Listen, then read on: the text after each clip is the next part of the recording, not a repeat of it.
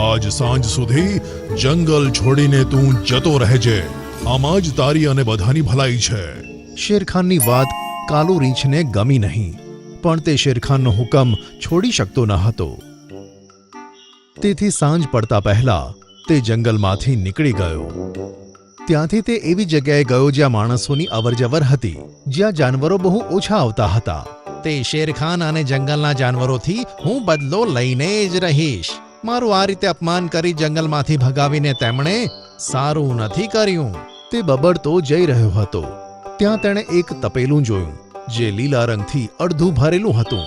અહીં માણસો ઝાડના પત્તામાંથી રંગ બનાવવાનું કામ કરતા હતા. આ શું છે?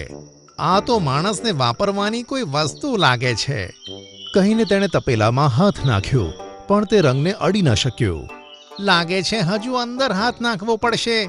આ તો બહુ ઊંડું છે, કહીને તે નમ્યો અને તપેલામાં હાથ નાખીને રંગને અડવાનો પ્રયત્ન કર્યો.